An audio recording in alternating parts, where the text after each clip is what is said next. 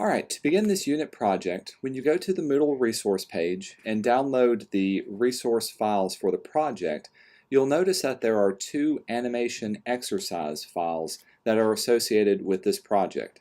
These exercises are going to help us learn some of the fundamentals of using the software and also some of the principles of easing in and easing out and squashing and stretching that will apply to our overall project for this unit. So I'm going to start with the first one, open up the Animation Exercises 1, and this is a file that has everything already set up for you, so you don't have to draw anything. We're just going to stick to animating it.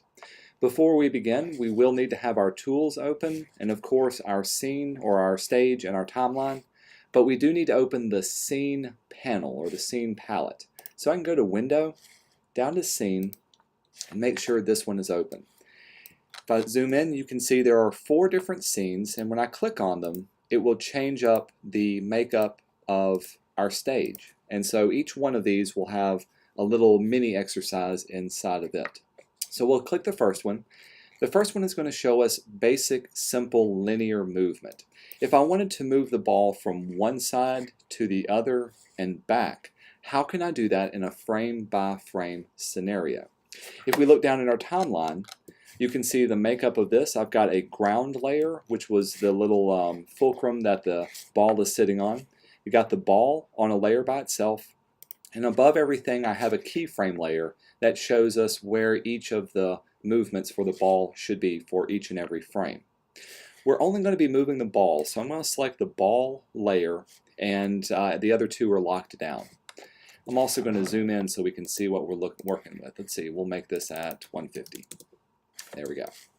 Alright, so we're in scene 1, and to make a new movement of the ball, we need to go down to our timeline and create a new keyframe at frame 2. Frame 1 has it at this position. To make a new keyframe, you can go to Insert, Timeline, and then choose Keyframe. We also set our keyboard shortcut to be the number 6, so I can hit 6 each time and it'll do the same thing. Now notice what I have. It created a little circle right here, and that keyframe simply means that there's an object there and that object is moving at this point in the timeline. So when I create a new one, I can go up to my ball and move it over. Let's go back down to our timeline. I'll hit the 6 again. That creates a new one here, and then I can move my ball over and it'll be at this position for frame 3. Notice when I do this, it's also adding some frames to our keyframe and our background layer, but they don't have little circles inside of them.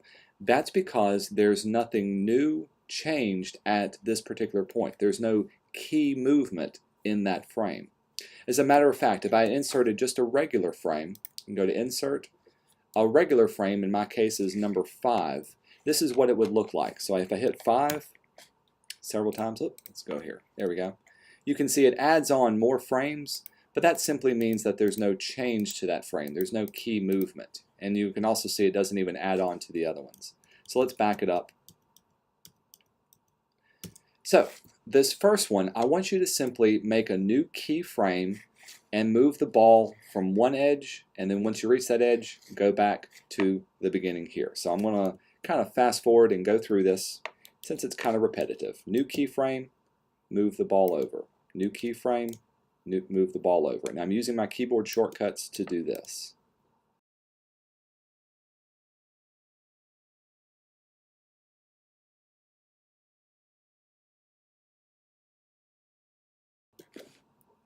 Now that I've reached the end right here, I need to animate the ball moving backwards. So we'll hit 6 again and keep moving, this time back to the left.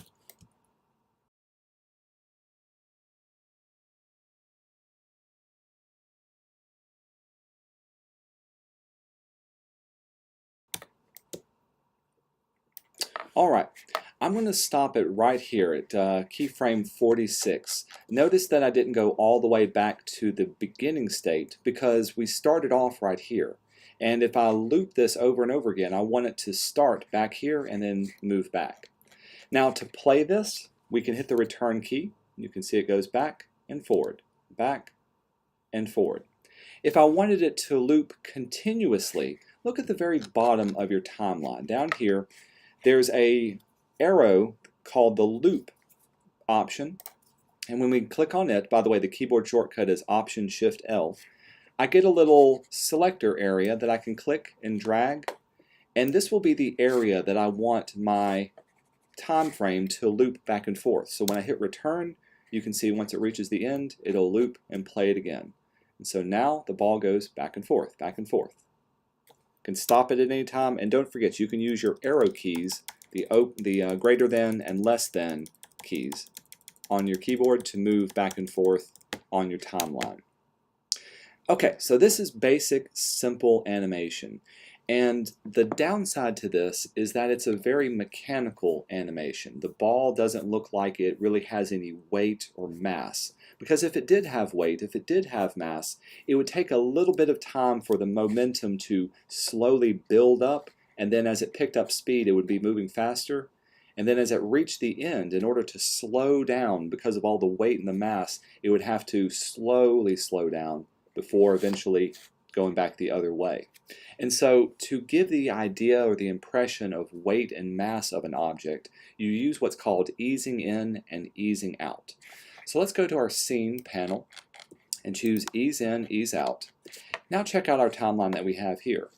In this case, you can see the frames, the movement of the ball for each frame is going to be much closer together initially, but as it picks up momentum, it spreads out. And so this is the ball picking up momentum, and then it reaches the other end, and in order to slow down, it's going to have less and less movement all the way to the end.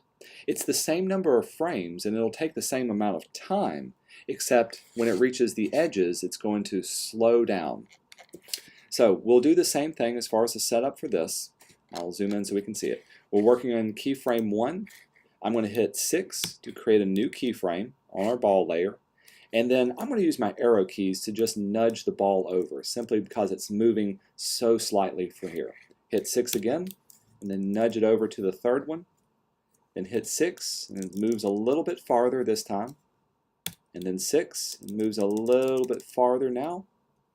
Give another keyframe. Now we're starting to pick up momentum. Hit 6. Now I can use my move tool, and let's actually move it a little bit faster. 6. Finally, it's starting to pick up momentum and really take off, moving a little bit faster each time. Always remember to create a keyframe first and then move your object. And if it doesn't line up 100% with that, that's okay. Now that we've gone past the midpoint, we're going to slow down, and you can see the ball is moving less and less for each frame that we have. Now it's getting to the point where it's difficult to use my mouse, so I'm going to create a keyframe and then use my arrow keys on my keyboard to nudge the ball over. It barely moves for that last frame right there. So there's 25 frames. If I hit return, you can get an idea of how it should look. Oop, I had looping turned on. Let's turn off looping. And now you can see it slowly builds up and then moves across this way. Let's have it go back. Hit F6. I'm going to nudge my ball back over. F6 and nudge it over to the next one.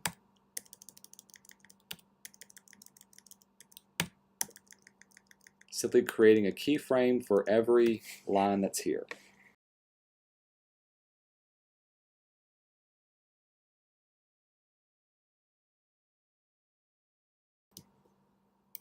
Now that I reached the end, maybe I'll use my keyframes or my keyboard to nudge things over, hitting 6 for each one. And finally, I'm going to stop right there. Okay, so let's zoom out. We'll turn on looping. And let's set our loop to go over the entire animation.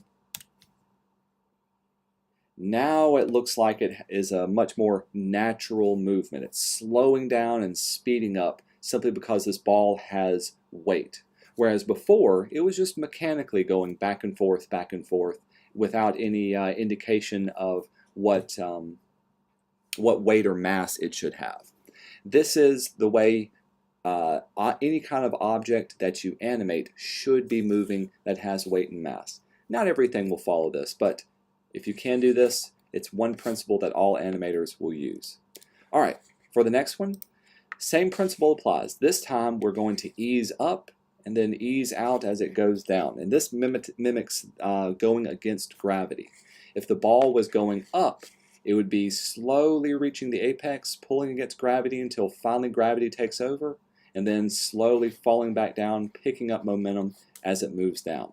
So I'll hit F6, move the ball to the next position, F6, move the ball to the next position.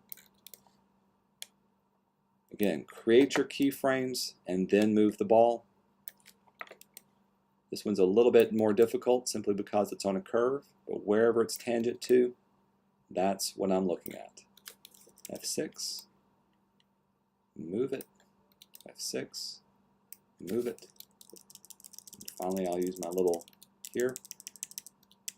Finally, it reaches the top portion. And so now it starts to come down.